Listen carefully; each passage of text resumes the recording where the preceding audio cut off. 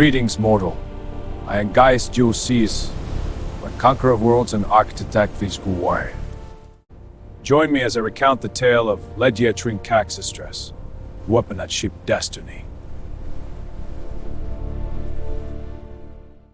In the great forge of Roman history, where entire armies were forged and consumed by wars, few units were as lethal, resilient, and legendary as a well-commanded legion.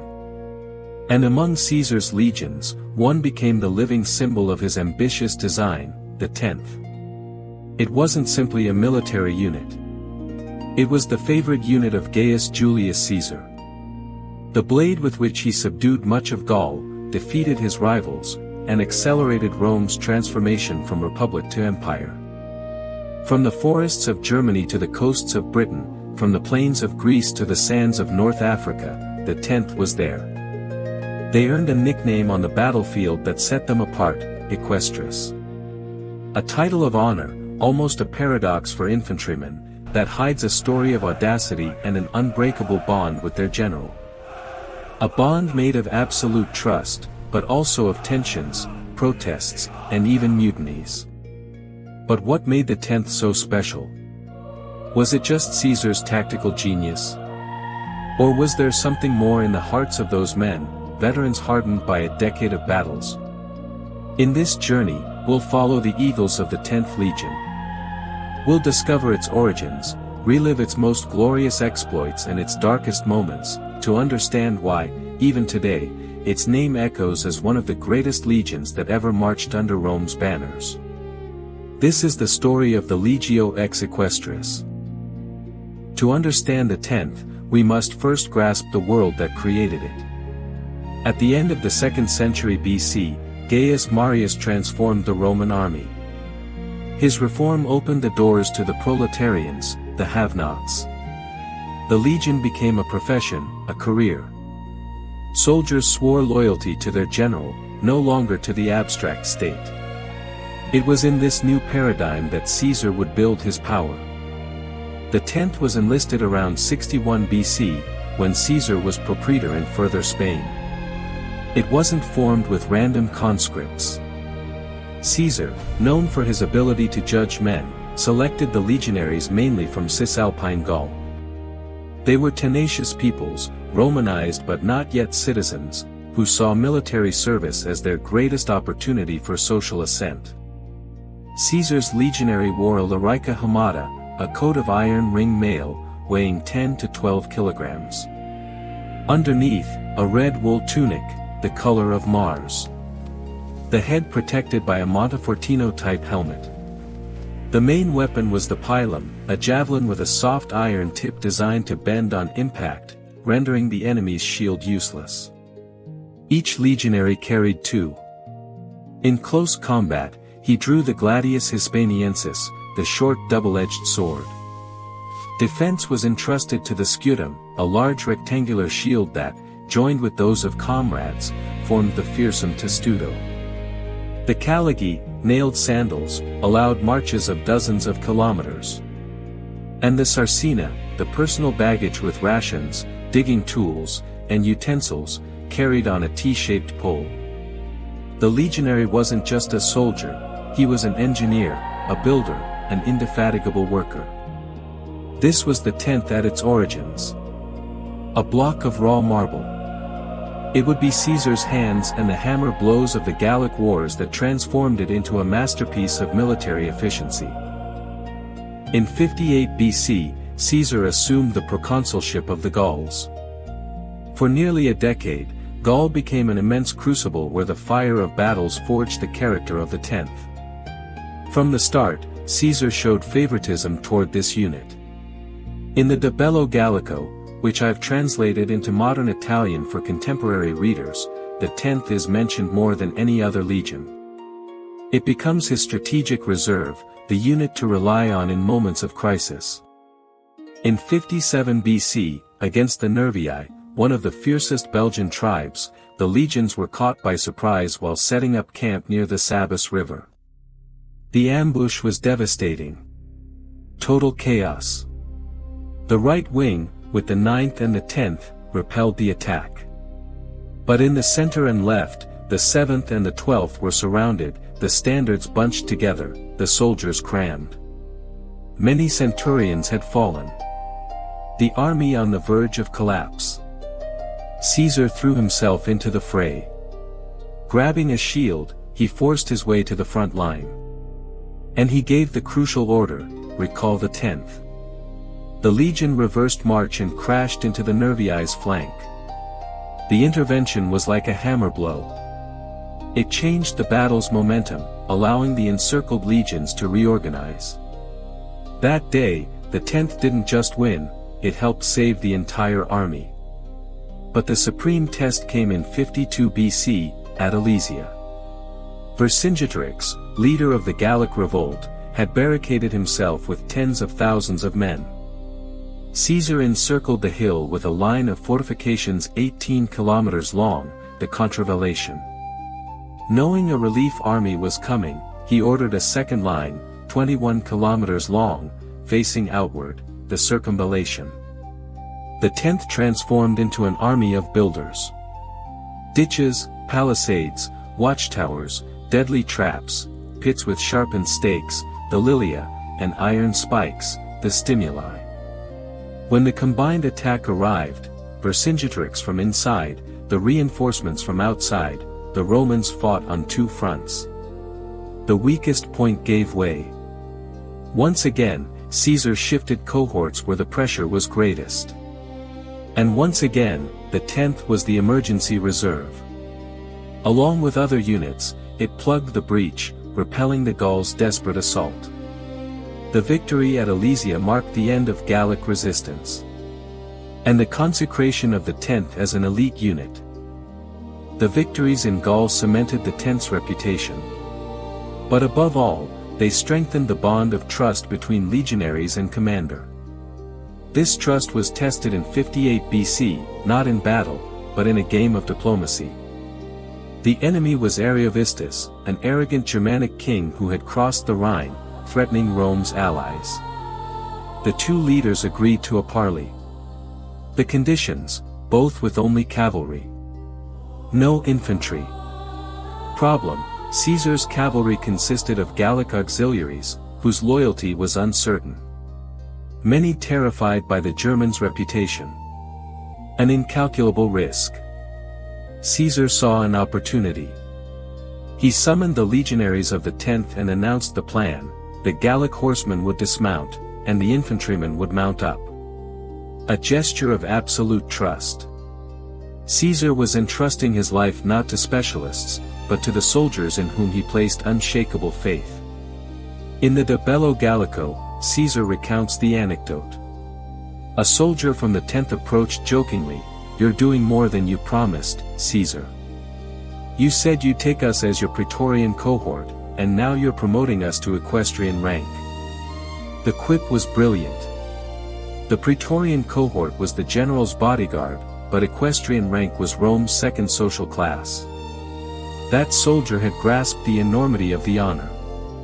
When Caesar arrived at the parley with this improvised cavalry, the message to Ariovistus was clear: he wasn't facing a proconsul with unreliable allies, but a man protected by the heart of his army. From that day, the 10th earned the cognomen Equestris. A title that didn't celebrate horsemanship, but a moment of supreme trust. A mark of honor that bound them indissolubly to Caesar. 10 years in Gaul had made Caesar the most powerful man in Rome. And the most feared. His enemies, led by Pompey, ordered him to disband the legions. Caesar faced a crossroads: obey and face ruin, or march on the homeland. On the night of January 49 BC, at the Rubicon River, Caesar uttered, "Alia iacta est." He led the veterans across the border. It was the start of the Civil War. And at his side, the 10th. Loyalty was no longer to the Senate, but to the man who had led them for a decade. Pompey fled to Greece. After a victorious campaign in Spain, Caesar landed in Epirus for the final clash. On August 9, 48 BC, at Pharsalus in Thessaly, Pompey's forces were nearly double, 45,000 infantry and 7,000 cavalry against Caesar's 22,000 infantry and 1,000 cavalry. Pompey's strategy: use cavalry superiority to outflank Caesar's right wing. On that wing, to hold the shock, Caesar deployed the 10th. Position of honor, but also the most dangerous. Caesar prepared a countermove. He hid behind the infantry, at the 10th's rear, a secret fourth line, 6 to 8 selected cohorts, 3,000 veterans. Precise order: don't throw the pila, but use them as lances, aiming at the cavalrymen's faces. Pompey's cavalry charged, swept away Caesar's horsemen, began the envelopment. The trap sprang. The fourth line advanced.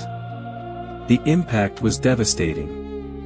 The Roman cavalrymen, accustomed to parades, terrified at the idea of being disfigured, broke ranks and fled.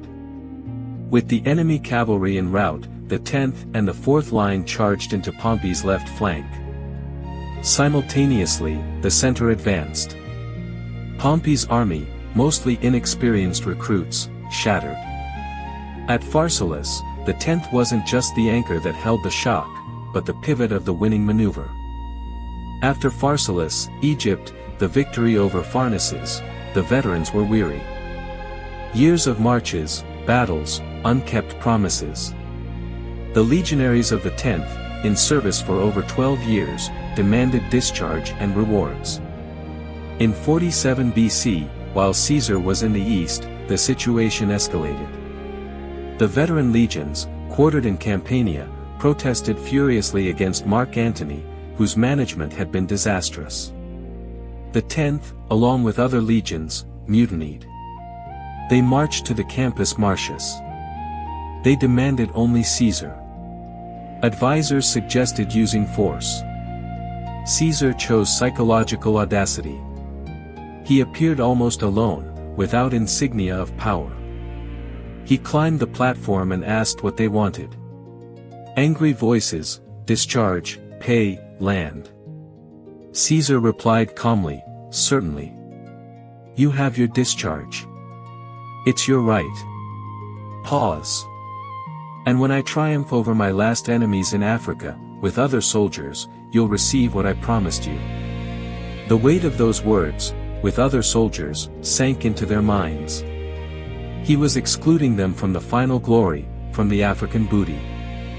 Then, the coup de grace. Instead of commilitones, comrades in arms, he used a formally correct word that sounded like a slap: corites. Citizens. In an instant, he had broken the sacred pact. They were no longer his soldiers, the elite forged in Gaul. They had become simple civilians. He had stripped them of their identity, their pride. The effect was devastating. The men who had shouted threats were annihilated. A tomb-like silence, broken by a murmur that became a unanimous cry. They begged him to take them back. They implored to be commilitones again. They swore to follow him to Africa, anywhere. Caesar pretended to hesitate, then forgave. He had won. Without blood, he had broken the mutiny, reasserted his authority, bound the veterans more tightly than ever. Not with fear, but with charisma and shame. After the reconciliation, the 10th followed Caesar to Africa. The remnants of Pompey's forces had reorganized under Metellus Scipio and Cato, with the support of the Numidian king Juba. On April 6, 46 BC, at Thapsus, Caesar achieved another decisive victory. The 10th was deployed on the right wing, position of honor. The veterans, mindful of the mutiny's shame, fought with ferocious eagerness for redemption. The victory was total. But the war wasn't over. Pompey's sons had fled to Spain, where they had gathered a new army. For the 10th, the final toil. The Spanish campaign was the cruelest. No more rules, just a fight for survival. On March 17, 45 BC, at Munda, it was one of the toughest battles. The enemy forces, well positioned on a height, fought with desperation. For the first time in years, the legions faltered. Caesar, seeing the veterans retreat, dismounted and threw himself into the front line, shouting that if they withdrew, they should leave him to die there. Spurred by the commander's charisma, the veterans found new energy. A furious charge broke the enemy lines. Victory, but at a tremendous cost. Caesar admitted he had fought many times for victory, but at Munda, for the first time, for his very life. After Munda, the veterans of the 10th received discharge. Lands in Gallia Narbonensis, in the area of modern Narbonne. It seemed a glorious end. But fate had one last chapter. Caesar's assassination on the Ides of March in 44 BC plunged Rome into chaos. To avenge him, Antony and Octavian recalled the veterans. The 10th was reconstituted. They fought at Philippi in 42 BC, where Brutus and Cassius were defeated. Then, destiny tied them to Mark Antony. They followed him in campaigns against the Parthians and in the east, during his affair with Cleopatra. But when the clash with Octavian became inevitable, the 10th found itself fighting against Caesar's heir. At Actium in 31 BC, Antony's fleet was defeated. With Antony's death, the 10th surrendered to Octavian. Its history as Caesar's legion was over. Octavian, now Augustus, couldn't allow a unit so tied to Antony to continue with its old identity. Stripped of the cognomen Equestris, it was merged with another legion and renamed Legio X Equestris. But the legend was just beginning. In the end, the 10th was a protagonist in the moment when the world changed. It helped lay the foundations of the empire. Its victories didn't just conquer territories, they paved the way for a new order. The Legio X Equestris was disbanded, its name changed. But the Legio X Equestris survived until the 4th century, fighting in Dacia and on other fronts. Historical continuity outlasted the single commander. The story, told by Caesar himself in the De Bello Gallico, recently translated into modern Italian by Aldo Diomedes and available on Amazon, has endured. It has become the archetype of the Roman legion, disciplined, lethal, unshakably loyal. Even today, its name echoes as a symbol of military excellence in an era when Rome's fate was decided by the swords of a few men and the genius of their commander. This is the legacy of the Legio X Equestris.